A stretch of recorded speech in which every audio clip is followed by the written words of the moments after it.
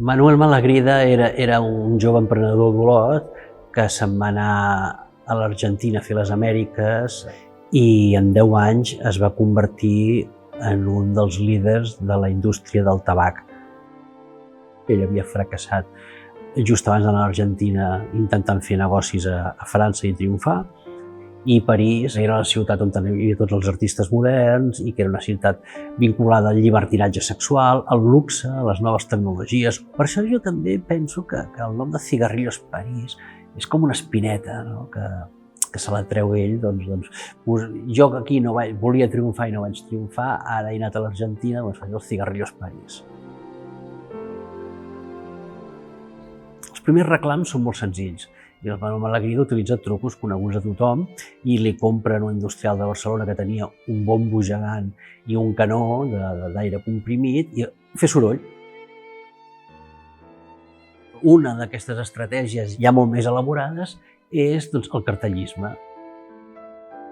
El que primer fa és un primer concurs limitat a l'Argentina a l'any 1900 de la marca Cigarrillos París, en el qual es presenten 100 artistes, es fa l'exposició de tots els cartells, hi ha un jurat i es fa després una revista on estan tots reproduïts, això té molt èxit, i aleshores fa el segon concurs i envia el seu secretari a tota Europa i als Estats Units a buscar els artistes més interessants, més famosos que triomfen en el món del cartell i a convidar-los a participar en aquest concurs on hi haurà premis tan grans que encara no hi ha hagut un concurs de cartells que superi els premis del famós concurs de Cigarrillos París. Per tant, és una fita mundial.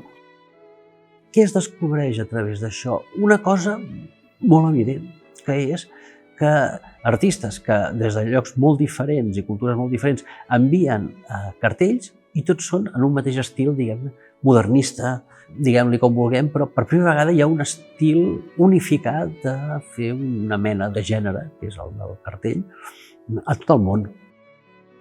Més enllà d'això, esclar, tots aquests cartells són obres d'art i a més estic dient cartells, però no són cartells. Són originals de cartells que el que guanya un d'ells es converteix en cartell. Els altres són obres realitzades a l'oli, al guaix, als llapisos de color, amb moltes diverses tècniques. Els artistes abans pintaven persones, pintaven paisatges, pintaven natures mortes, però no pintaven lletres. Clar, els artistes s'han d'inventar tipografies i han de fer aquesta tipografia, una vegada impresa i al carrer, es pugui llegir el missatge a 5, 6, 10 metres de distància. Per tant, no és fàcil. Ramon Casas sempre va tenir molts problemes amb les tipografies. Tenim tota una sèrie d'elements que ens estan definint una època i un univers, perquè no ens defineixen la ciutat de Buenos Aires ni a la ciutat de París, sinó que ens estan explicant un món industrial connectat que està descobrint la societat de consum i que utilitza una sèrie de valors. La dona és gairebé la protagonista de la majoria dels cartells.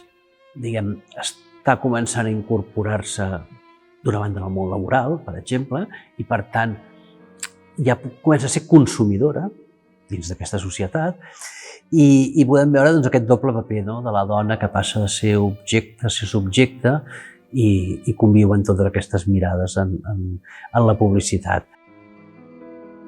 I encara hi ha el joc de la seducció, en el qual veiem com els homes, clar, una dona que intenti seduir un home, no, encara eren molt masclistes, doncs els homes intenten seduir les dones oferint-los cigarretes. I hi ha un detall que és que el substitut d'un petó és encendre la cigarreta a la teva parella amb la teva cigarreta.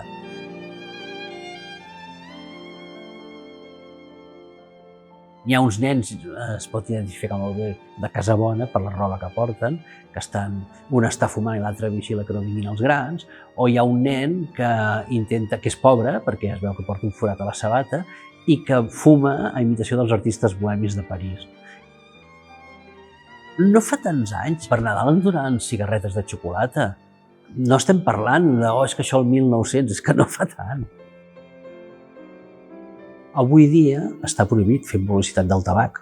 Clar, aquesta exposició, avui dia seria impossible fer-la actual anunciant cigarretes.